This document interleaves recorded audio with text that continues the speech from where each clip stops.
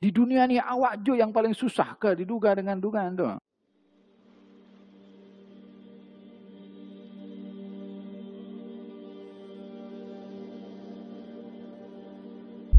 Masa itu salah seorang sahabat bernama Hanzalah, saya ingat, mendekati Rasulullah, katanya, "Ya Rasulullah, izinkan saya cabut besi itu."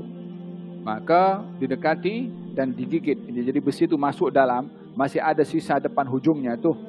Nak ditarik susah, bukan sekarang mudah nak dia gigit dengan giginya, dengan kuat, kemudian ditarik pelan-pelan. Kalau tarik dengan tangan tak mungkin. Tapi dengan gigi dia boleh gigit dan ditarik. Itu besi keluar daripada pipi Rasulullah sekali dengan gigi orang yang menggigit. Giginya pun terlepas juga. Jadi darah ketika keluar itu, kata baginda Rasulullah SAW menceritakan tentang Nabi yang terdahulu yang dipukul sampai keluar darah, namun masih mengatakan Allahumma ghfir liqaumi fa innahum la ya'lamun. Di sini yang saya maksudkan, Nabi ketika menceritakan tentang Nabi yang terdahulu ketika dilukai oleh kaumnya dan mendoakan kepada kaumnya supaya Allah mengampunkan kepada kaumnya.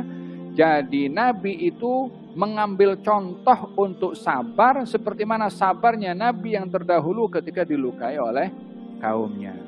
Jadi ada kekuatan tersendiri pada hati seseorang yang mendengar kisah daripada yang kisah orang-orang yang mulia yang terdahulu untuk menjadi penawar kepada masalah yang dilalui dalam hidupnya.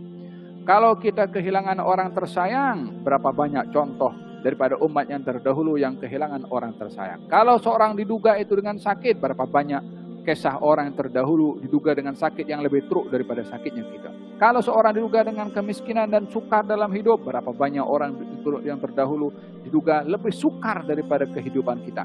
Tak ada yang pergi gantung diri, tak ada yang dia pergi minum ubat lebih daripada dosnya, tak ada dia ambil kerat di punya tangan macam yang berlaku baru-baru ini masa Covid kan, ada yang stres, ada orang lompat daripada la ilaha illallah Muhammad Rasulullah.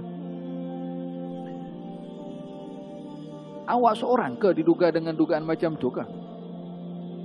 Di dunia ni awak je yang paling susah ke diduga dengan dugaan tu? Coba tafakkur, fikir. Macam mana orang lain? Macam mana orang terdahulu? Oleh sebab itu pada kisah ada sentuhan yang memberikan kekuatan di dalam. Nabi SAW sentiasa bila berhadapan yang mengganggu dan menyakiti perasaan beliau akan membandingkan dan mengingatkan dirinya tentang nabi-nabi yang terdahulu. Ketika dilakukan oleh beberapa kaumnya dengan hal-hal tertentu, ingat kepada Nabi Musa. Rahimallahu Musa, laqad udhiya aktsara min hadza.